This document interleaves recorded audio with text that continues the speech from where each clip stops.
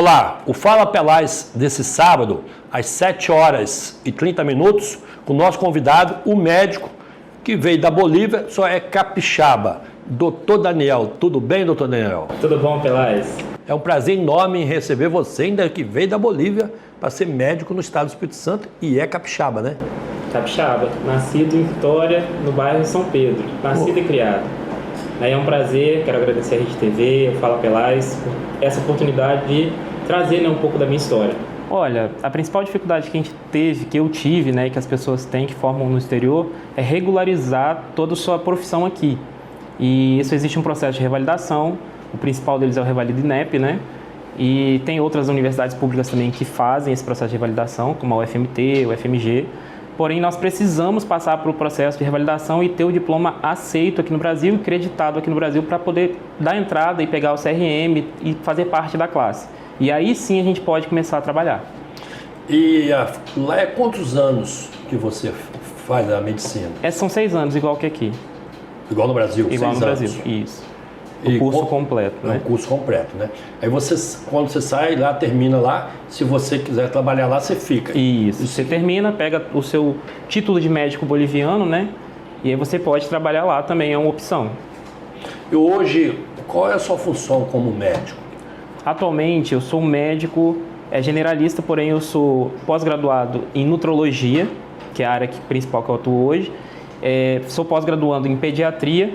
Também tenho pós-graduação em psicologia, fitoterapia e terapia ABA para crianças autistas.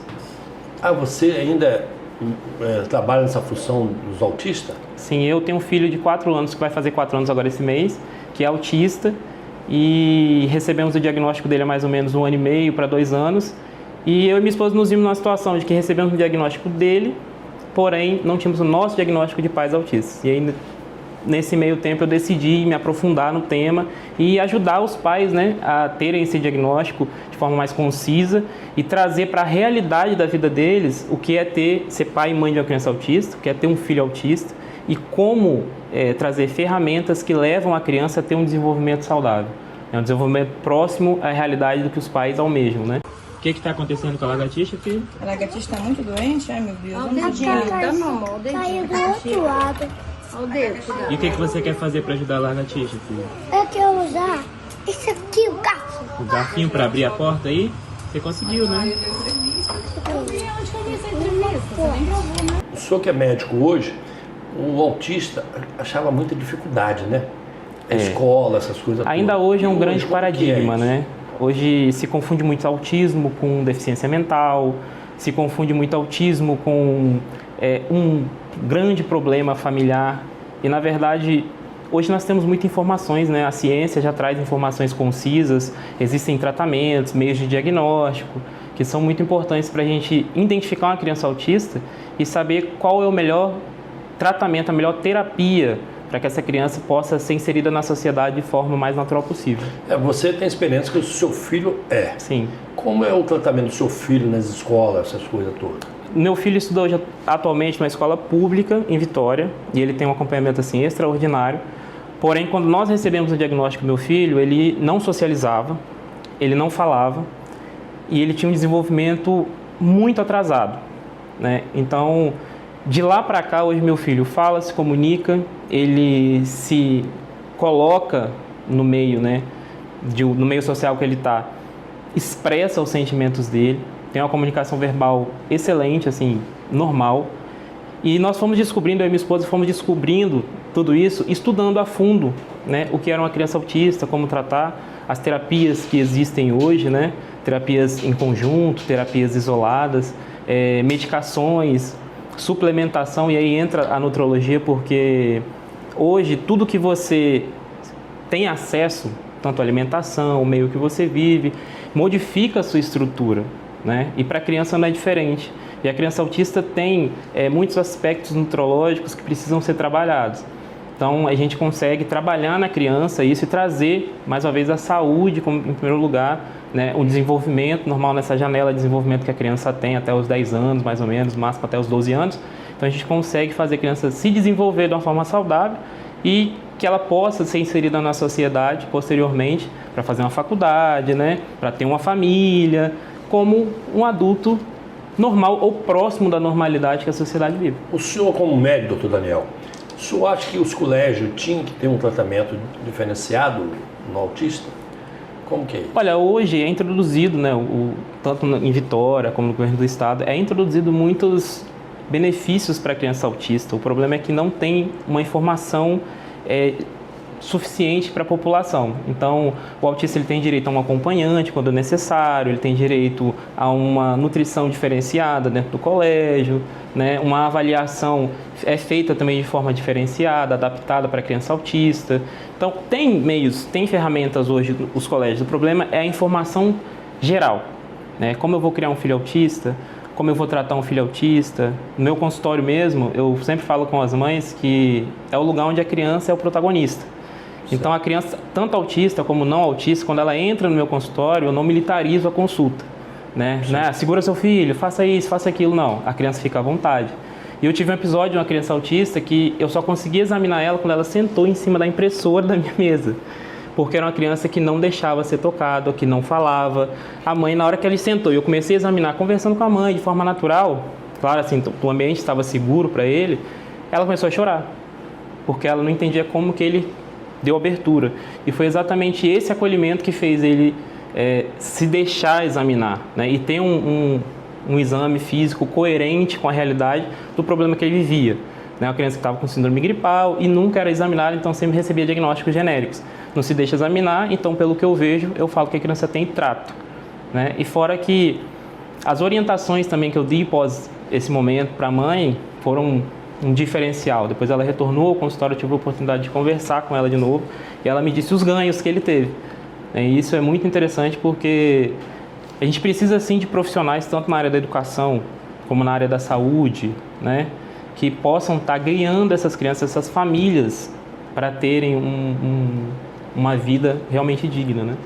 Doutor, o animal ajuda muito nesses momentos, é porque há pouco tempo, como eu sou advogado, no Tribunal de Justiça, a criança que é estuprada, essas coisas todas, chega lá, não fala para o juiz, nem abre a boca.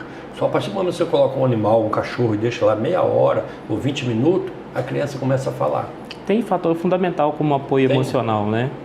Para uma criança em geral. Sim. E para uma criança autista não é diferente. O problema é que precisa ser identificado na criança qual é o gosto dela primeiro, né? O que ela se identifica. Tem crianças autistas que gostam de animais, tem crianças autistas que gostam de determinado objeto, tem crianças autistas que não têm esse vínculo, né, com algo que seja associativo.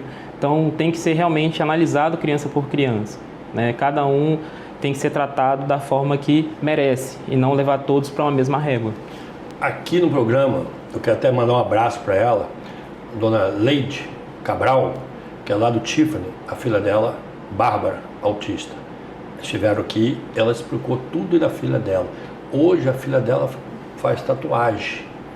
E uma das meninas mais inteligentes que eu já vi na face da Terra. A capacidade dela fazer uma tatuagem. Daí a mãe dela falou comigo, Pelaz, eu não entendo por que minha filha consegue fazer isso. E ela tem 4 cursos superiores, doutor. A mãe, no caso, né? A filha também. A filha também? É. Entendi. A criança autista, a diferença da criança autista para uma criança que não tem autismo, eu não vou nem usar o termo normal, sim, porque eu acho que hoje é bem incongruente dizer que uma criança autista não é normal, é que a conformação neuronal, ela tem um caminho diferenciado. Essa é a grande diferença. Mas a capacidade cognitiva, ela muitas das vezes é superior do que a criança que não tem autismo, né? E isso que não é trabalhado na criança autista hoje de forma comum, de forma geral, né? Porque a criança autista, quando ela entra no colégio, ela acaba sofrendo bullying, ela acaba sendo separada das outras crianças, apartada, né? Porque é uma criança que não pode estar em determinado ruído, não pode estar visualmente enxergando determinadas cores, e se incomoda, tem dificuldade social, que é a maior dificuldade do autista hoje, é a dificuldade social, né? Então, são taxadas como pessoas problemáticas, mas na verdade são pessoas com cognição e um QI extremamente extraordinário. É que essas pessoas são muito inteligentes, né? Exatamente. Eu já conversei com alguns, tem uma inteligência enorme. Aí chega no colégio, onde o colégio não é preparado, realmente a pessoa vai achar uma dificuldade, principalmente a professora, que não está preparada para aquilo dali, né?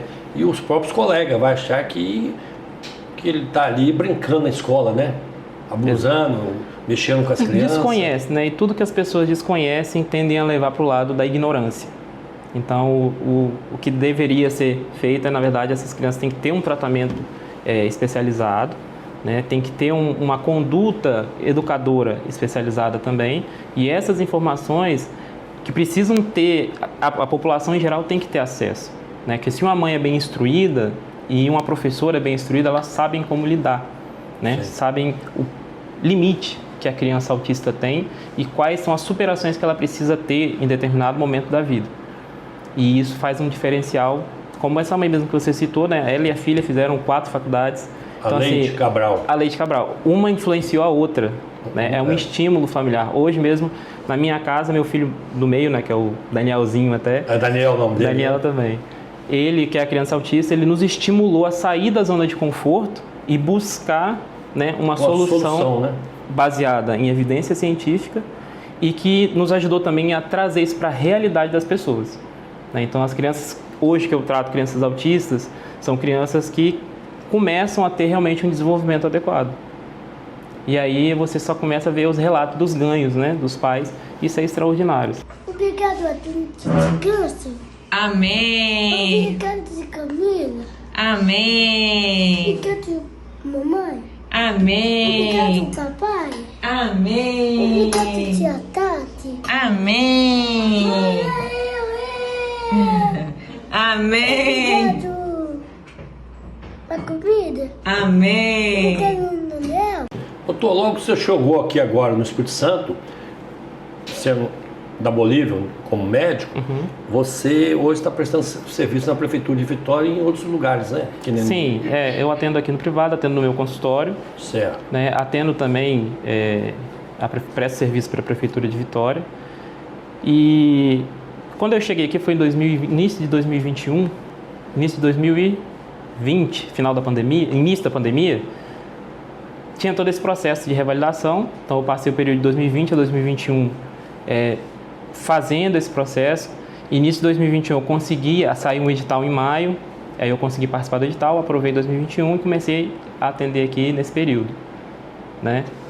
Passado o meu processo, eu comecei a atender aqui. Doutor Daniel, nós vamos para o intervalo no Fala Pelais e já voltamos já. Perfeito. Falando sobre a Bolívia, como você formou a medicina lá, você e sua esposa. Não existe campanha cara, somente as derrotas têm alto preço. Meu nome é Wander Gadita, trabalho com marketing político e comunicação eleitoral. Quem não sabe por que perdeu, nunca vai saber como ganhar. Uma campanha não se ganha pedindo voto, mas conquistando pessoas. 12 meses de foco, planejamento e trabalho inteligente podem te colocar 4 anos à frente do seu maior adversário. Vem falar com a gente.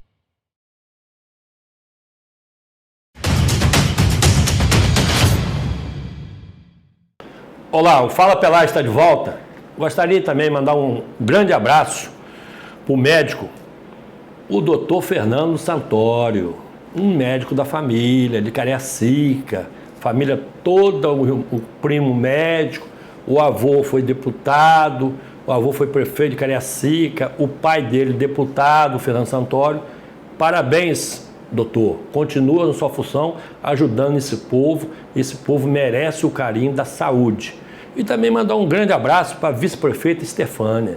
A Estefânia esteve aqui, era grande política, tinha que ser a prefeita de Vitória, só foi ser vice-prefeita, entendeu? E gostaria de dizer a vocês que ela gosta muito de vocês. Doutor Daniel e doutora Maiara, vocês são amigos da Estefânia, né? Como vocês conheceram a Estefânia? A Capitã Stephanie, nós conhecemos ela há 15, quantos anos? Foi antes de se casar, né? Foi antes, quase 20 anos, na verdade. É mesmo? Ela e minha esposa, né, são amigas, melhores amigas há uns 20 anos, pelo menos. E ela incentivou a sua esposa aí, a Maiara, ir embora estudar na Maiara. Sim. Parabéns, tá? Sair vocês dois com o filho, ir embora para Bolívia e voltar agora como médico. O importante é isso. Vocês estão voltando para salvar vidas, né? E como foi lá, Maiara?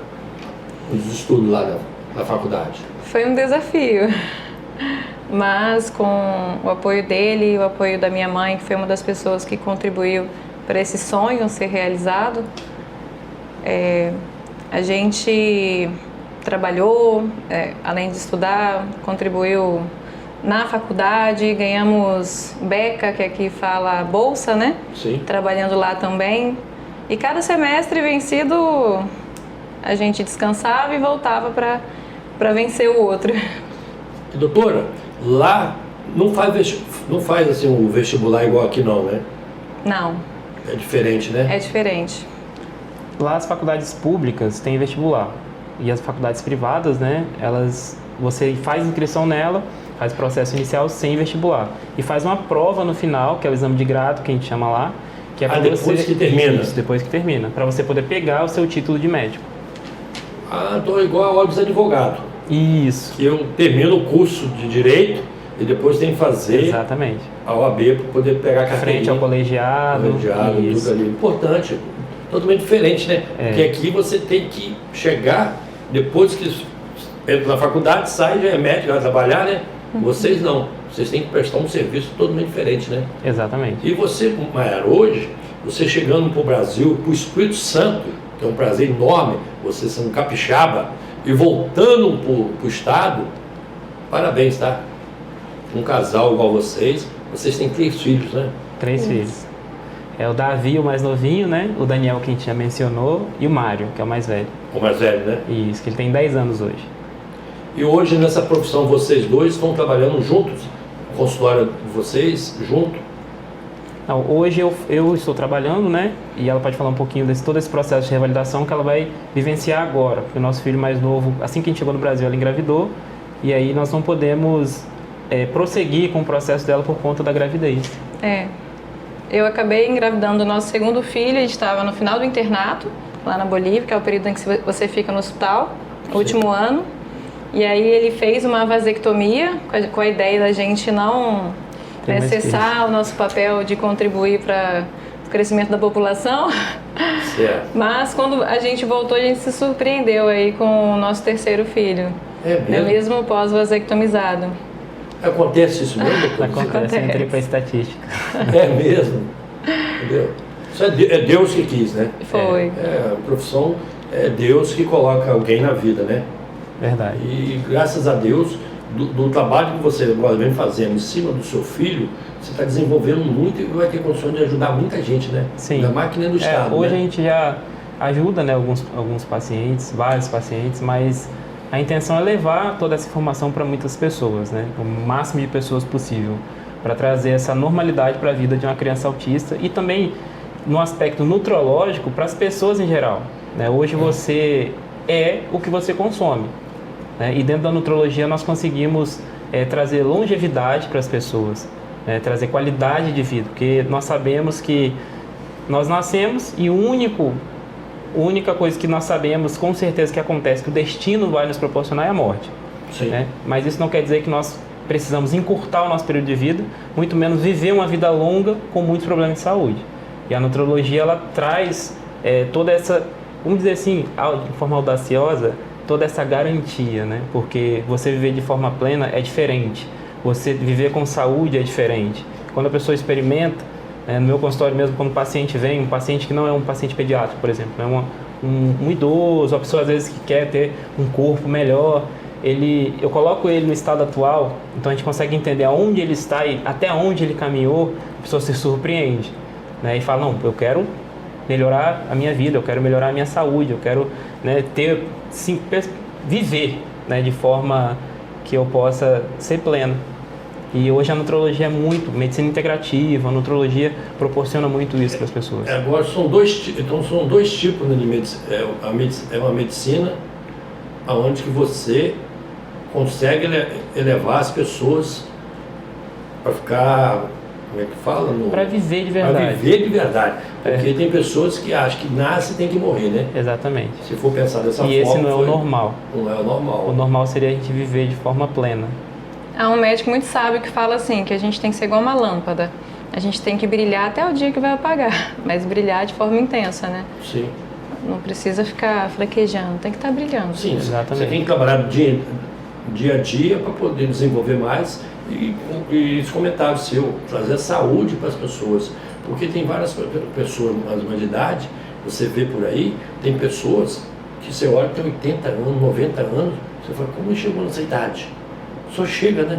Sim, Isso que eu te pedi a explicação. Como que ele chega a 90 anos? Não, você vê as pessoas da geração passada, né, que viviam, as pessoas de áreas rurais, pessoas do campo, que viviam muito e como usando banho de porco, trabalhando muitas horas ao dia, só que fundamentavam a sua vida em coisas saudáveis, em uma rotina saudável, tinha um ciclo circadiano que estava bem regulado, então assim, dormiam cedo, né? Dormiam 6, 7 horas da noite, 4 horas da manhã estavam despertos, 5 horas da manhã já estavam trabalhando e viviam uma vida plena, né? Então hoje as pessoas são muito imediatistas, as pessoas querem produtos alimentícios o tempo todo, fast food, bebidas açucaradas, e isso encurta a nossa qualidade de vida, porque isso trava a capacidade que nosso organismo tem de se desenvolver. E claro, são vários fatores, mas desenvolve genes, por exemplo, cancerígenos, desenvolve doenças que hoje são ditas até como normais, né, como diabetes, hipertensão, dislipidemia. Você vai falar, meu triglicerídeo está alto, e é como se fosse assim, meu pai teve, eu também tenho. Isso não é normal, né? Pode ser para muitas pessoas um novo normal, mas o normal é viver pleno. É ter saúde e viver de forma que consiga ter contato com todo o seu entorno, ter interação com todo o seu entorno, né, e contribuir realmente com a sociedade. Eu sempre falo isso para meus pacientes, o que você é hoje? Você tem prazer no que você é hoje? O que você vive hoje é uma realidade que você quer levar para o resto da sua vida? Porque isso que é importante, né? Então, às vezes a pessoa vem na consulta de nutrologia e pergunta assim, doutor, qual a diferença de nutrologia para nutrição? Eu não vou te passar uma dieta, uma aplicabilidade de uma dieta para determinado fim, porque é finito. Então, eu vou te fazer uma reeducação de vida, não só uma reeducação alimentar, né? Através de terapias hormonais, terapias injetáveis, infinitas terapias, protocolos que eu mesmo desenvolvi, né? Para a gente poder levar a pessoa a ter uma vida adequada. E essa mudança de vida, geralmente, abarca a família. E isso é importante. O senhor comentou um negócio aí, que é importante, eu estudei isso aí e vi qual é a diferença da gordura da banha de porco para o óleo, né? Eu vi um comentário, colocaram uma pessoa para trabalhar, almoçou com a banha de porco e o outro com óleo. Quem comeu a banha de porco trabalhou mais que comeu óleo. Tem essa diferença mesmo? Todo um alimento ultraprocessado, como que é hoje os óleos vegetais, tem muitos problemas, né? E os maiores deles é a interação com o organismo humano. Se a pessoa utilizasse uma quantidade mínima, proporcionalmente mínima, talvez teria um dano mínimo. O problema é que hoje se utiliza muito e de forma inapropriada, né? Então, são muitas frituras utilizadas com óleo vegetal, são muitas comidas feitas à base de óleo vegetal, né? Gordura hidrogenada, e isso não é compatível com a vida humana. Então, quando entra no organismo, um exemplo assim, o principal de todos é placa nas artérias, né? Vai produzindo dano na artéria, trazendo placas nas artérias e a pessoa tem um infarto, por exemplo, ou tem um problema cardíaco, e abre porta para outras doenças, né? Porque você utilizar uma alimentação ruim, o seu organismo ele precisa voltar ao homeostase, ele precisa voltar ao normal, e para isso ele libera tanta dopamina, ele libera tanta endorfina, que faz com que você tenha aquele efeito que o usuário de determinadas drogas tem, que é aquele prazer imediato. Esse prazer imediato faz com que a pessoa queira mais, né? Então a pessoa que come hoje um fast food se sente feliz, é aquela coisa de vou comer uma barra de chocolate e vou viver feliz. Só que o primeiro bloquinho de chocolate, ele tem o prazer. Do segundo para frente, não. Já é gordura hidrogenada que a pessoa está ingerindo, né? Então, a pessoa não sabe regrar esse tipo de situação. Então, come de forma desenfreada, se torna um compulsivo alimentar, e a compulsão alimentar potencializa, né, outros problemas que a pessoa vai adquirindo na vida, como o sedentarismo, por exemplo. Então já tira a necessidade necessidade própria de fazer um exercício físico, de ter interação social, de ter uma perspectiva de futuro, que isso é muito importante. Aonde eu quero estar com 50 anos? Onde eu quero estar com 80 anos? Eu quero estar rodeado dos meus netos? Ou eu quero estar num sofá assistindo televisão o tempo todo, né? Então, assim, essas decisões as pessoas não tomam do agora para o depois, eles tomam do agora para o agora. Agora eu vou comer um sanduíche porque eu mereço, meu dia foi estressante. né? Briguei com minha mulher, briguei no trabalho, enfim, teve algum momento que eu preciso me dar um prêmio. A historinha. É a historinha, né? As pessoas contam para si mesmas e acaba se tornando um vício, né?